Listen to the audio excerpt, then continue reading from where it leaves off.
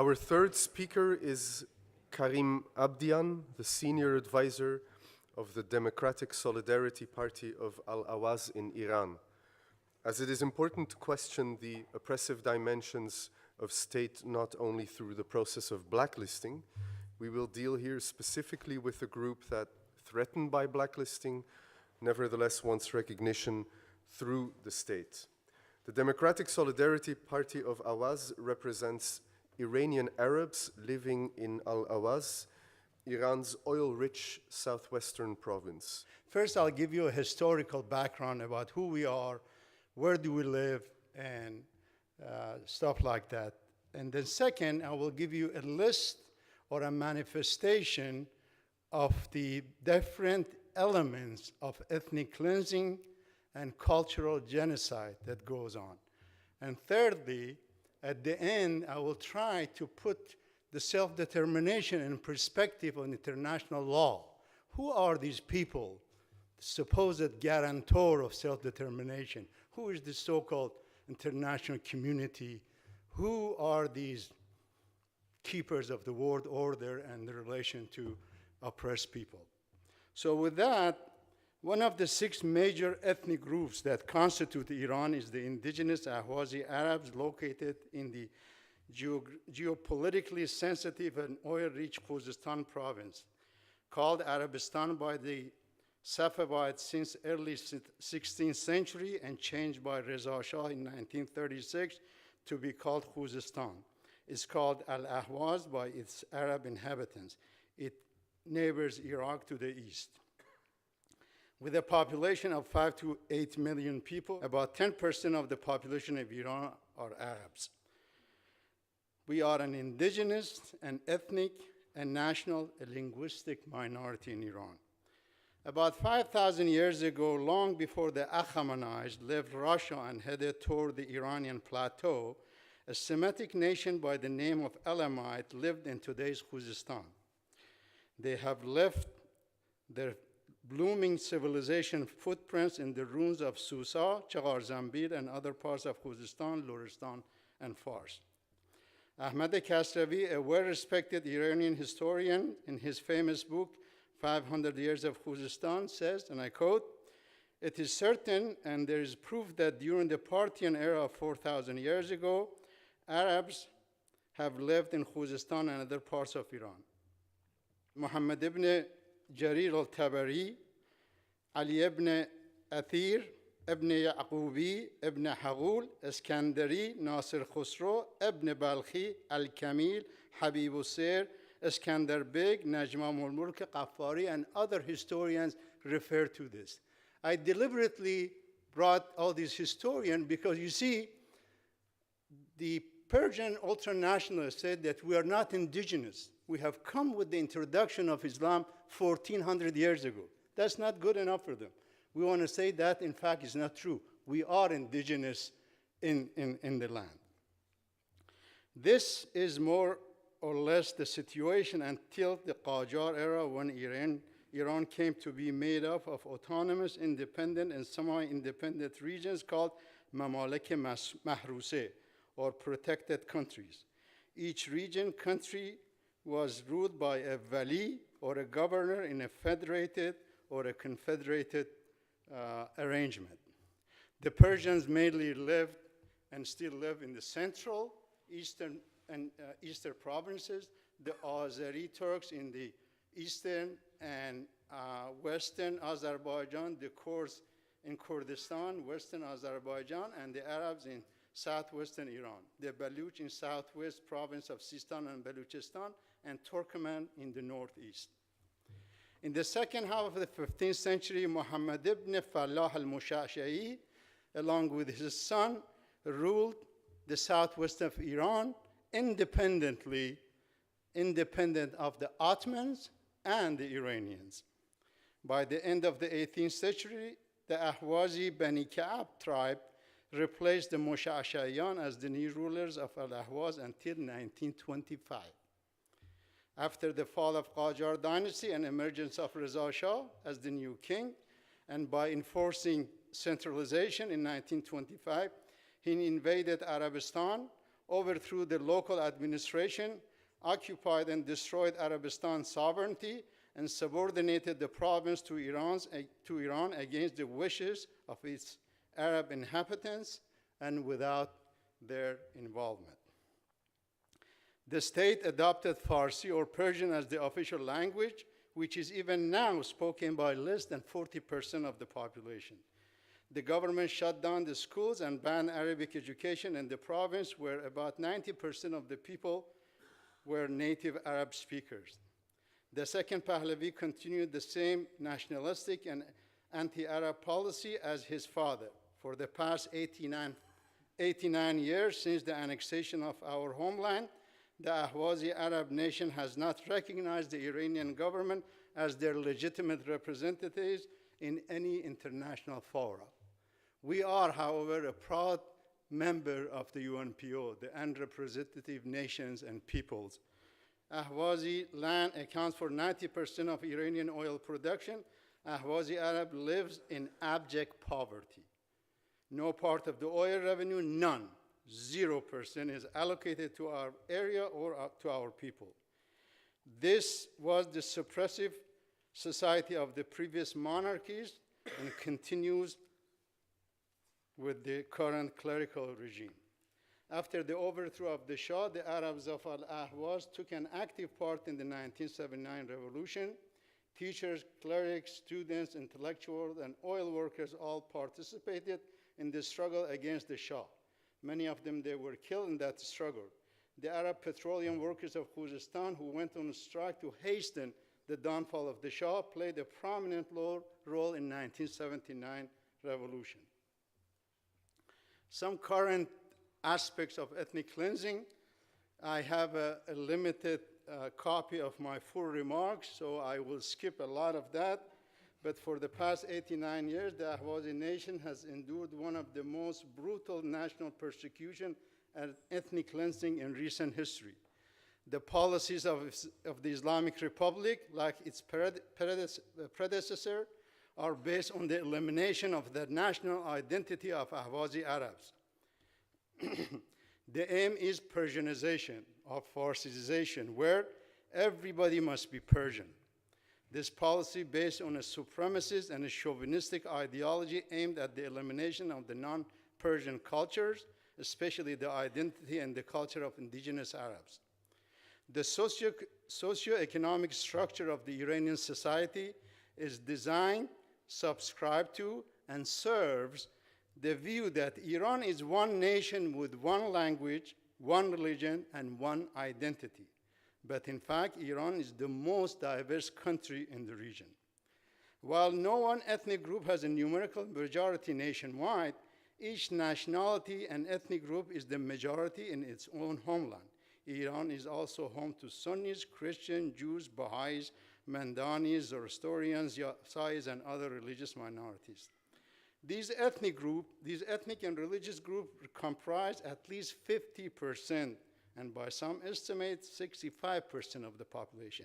Yet, these groups have not been accounted equal citizenship. They are not being officially acknowledged.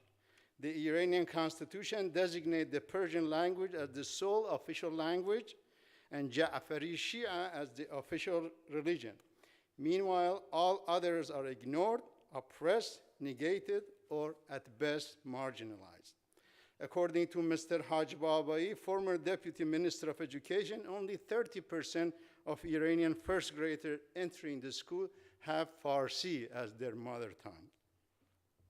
Yet the language is official, the sole official.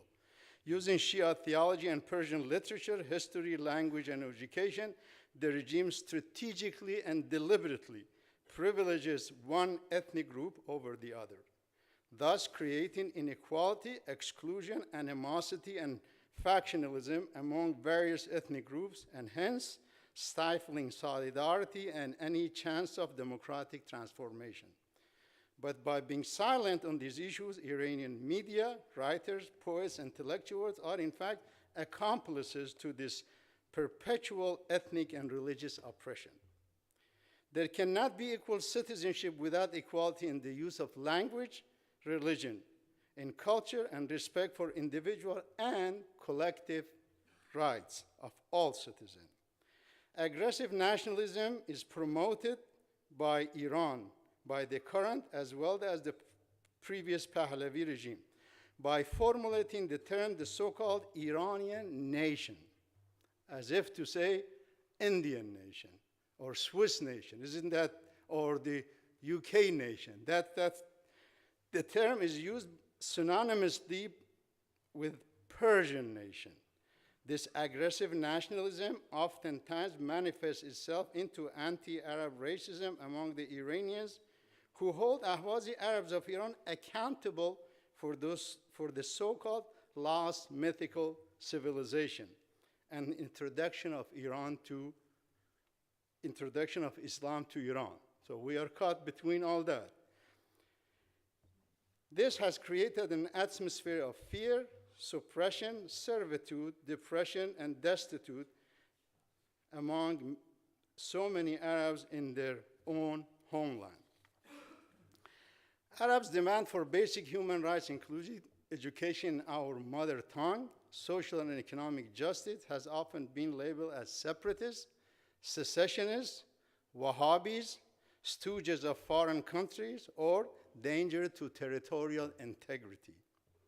The systematic Arab citizenry or Arab campaign to strip indigenous Ahwazis of their national Arab identity, culture, heritage, and history is prevalent not only in the official circles and the Iranian media, but unfortunately among a segment of the general population as well. The Islamic Republic government under President Rouhani continues the forced resettlement policy to force the Arab population out of Arabistan by providing economic incentives and enticements to settlers from the provinces of Isfahan, Yazd, and Rafsanjan. As was the case in the previous regime, the Governor General of Khuzestan, all of the province's political, military, security, and security commanders and officers, mayors, and all high and mid-level appointed government officials of Khuzestan have consistently been non-Arabs from outside of the Arab population. We have not had an Arab governor for a majority Arab province for the last 89 years. The names of cities, towns, villages, rivers, and other geographical landmarks were changed from Arabic to Persian during this and previous regime. Now under Rouhani, as under Ahmadinejad, the regime intensified its campaign of repression against Arab freedom fighters, human rights, and political activists by officially and publicly executing. We had 30 executions last year alone. We had 12 executions in the first 6 months of this year. We have 3 executions awaiting execution any day, in fact.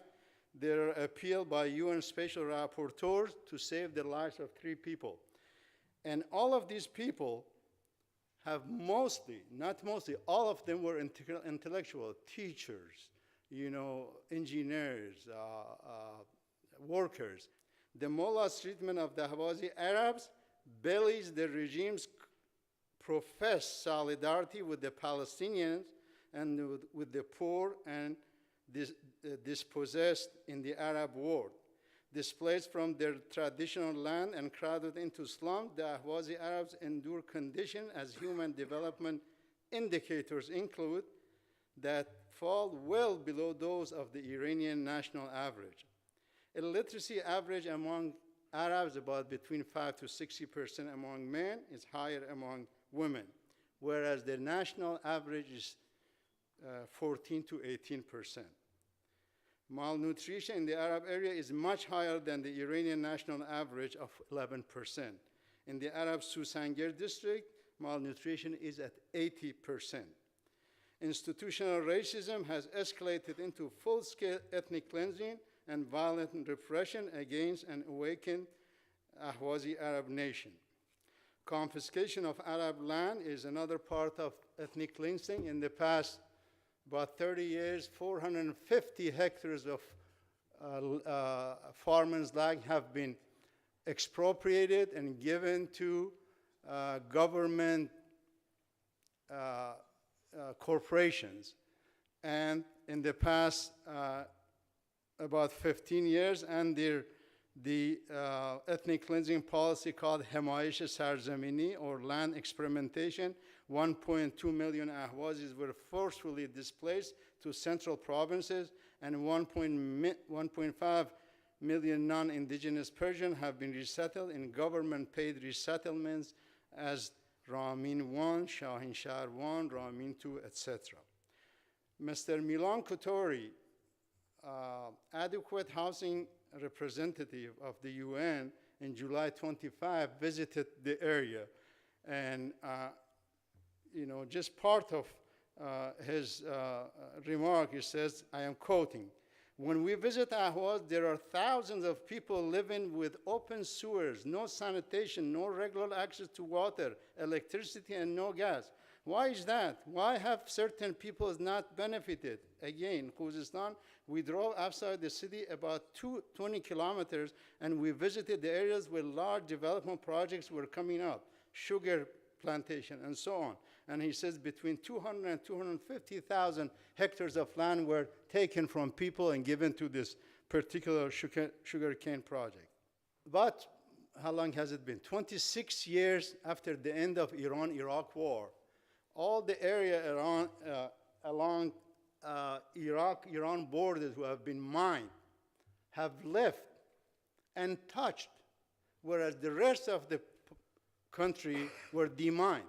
It is deliberate to make people leave their land, and depopulate the area. In the education area, Arab students drop out of the elementary school at 30%, 50% during the secondary, between 6th to 9th grade, and 70% during high school, because of their imposed poverty and because they are forced to study a language that is not their native. This policy has led to economic deprivation, political sidelining, and negation of cultural identity. It has also led to high unemployment, which is at around 50% for the Arabs, in comparison to the nationwide of 12%. The other part is, you can Google this, the regime is diverting the biggest Iranian rivers called Karun that goes through the Arab areas to the central provinces of, these are all Persian areas. So this river that goes through the Arab area has been diverted to all these areas. It's deliberate, the dam building is crazy. In light of what I have just described, okay, what is a nation supposed to do? Okay, so this is the question. I would say that obviously self-determination. But what is self-determination? The UN, they say people are entitled to self-determination. People. But never define who are people. Who is to say, because they said there are people, minority groups, and ethnics. They said full determination is not entitled to ethnic groups or nation. You have to prove that you are a nation or people. But there are not only no explanation, but there are sometimes contradictory or conflicting explanation as to who is people. So some place says that, well, people are those who have a self-manifestation of itself. In other words, you have to have a local parliament. But we're not allowed to have a local government, okay? We want self-determination. Obviously, the state will not allow. By the way, for the past 4 years, Iran did not allow UN special rapporteurs in Iran, okay? So my point is that who is the guarantor of this special, this so-called world order? Who is this international community that's supposed to determine who should get full self-determination and internal determination? So what I'm saying is, this is what you hear this term from diplomats, creative ambiguity. They have created this ambiguity where the UN says, that's an internal affairs. Well, the Arabs are persecuted, that is internal affairs of Iran. We cannot interfere. Iran is a member state. You see how it works? But then the world powers, okay, we're not violent, okay? Where do we go? What are we supposed to do, okay? What is our discourse? And that's what I think this fits in with this movement, that we need to forge this so-called international community, that if you want stability, if you want security, you need to listen to people. This order isn't working. People out of desperation, they go and do all kinds of crazy stuff because there isn't a body that you can go to and raise your voice. That's why bodies like this and people like you are important to bring solidarity between our movements and force this so-called international community that we don't know who they are, where they live, what did they look like. All they say is that some people, like from East Timor until now, this ethnic group can have secession. This ethnic group cannot. Scotland, more power to them, can have that, but go ahead and ask the Azerbaijanis of the Iranian, for a referendum. See, so this is this creative ambiguity that exists. We need to expose it together. I think the NGO community, in my opinion, have failed. We all thought 20 years ago when the NGO community will be this power, right? To balance all the, it didn't. We need another pillar. We can only start to begin how complex minority-state relations are in the Middle East. And I would ask you to maybe break it down a bit more still to look at the way forward. You picked it up at the end, but I would like to hear from you, maybe we can break it down domestically, regionally, and internationally. What would you like to see for self-determination for Ahwaz to move forward? What would you like to see within Ahwazi region, but also within Iran? And then regionally, what ties can help within the Middle East to advance their plight? And then what would you like to see from the international community as well? It is actually the heart of what goes on in the Middle East now. First of all, as you know, the same keepers of this international orders, UN, I think one of the conferences in Barcelona in 1998, they came up with a solution. They said there are two types of self-determination: internal and full, or external. Internal determination, you could have almost up to near a state, what you see in Belgium and Canada. However, you cannot so-called, it has to be compatible with the existing borders. No, you cannot succeed. And then external determination. I think if you go and look at this, the explanation is explicit. It's the writers of that are trying to present a solution. They say that peoples, ethnic groups, nations, they should have internal self-determination. They have to have their own government, representative parliament with their own constitution. And then the federal state has its own constitution. Both constitutions acknowledge each other, and this is I add to that, is that also in both constitutions there should be a stipulation that the majority of the people, 51%, if they push us, we say, okay, 2/3, we're ready. Whenever 2/3 of the population, under the auspices of whoever, would want to secede, they should have this right? That's what Montenegro did. So what this does, I'll come back to your question. I think in Iran, if we and the Baluch and the Kurds and the Azeris and the Turkmen have a confederation, then we can, this solidarity between us, can, in the two, let's say, in the two parliaments, we can represent ourselves at the national level and have our own internal determination. What this does, this brings people together voluntarily. volunteer, and that's important because what you see today around the world, Chechens go and fight with ISIL, whatever. Well, why? Because they're repressed in their home. Their identity, these people are lost. They are frustrated back home. I mean, people are coming from Algeria, Tunisia, from Chechnya, from East Turkestan. These are all people repressing those governments. If they had internal self-determination, they would not come and fight in Syria and Iraq. So, since Sykes-Picot 100 years ago, these borders are not sacred. You have to go and respect people based on their ethnicity. If they want to form a state, they form a state, then all together they can form a confederation. Without that, in other words, without that, you can drop all the bombs you want.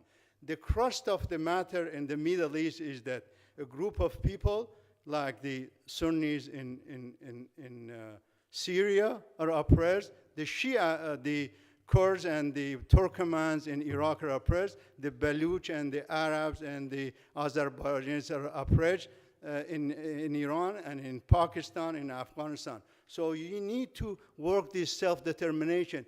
If they are afraid that they want to keep the number of states under 200, okay, we'll take internal self-determination. But it has to be real and tangential.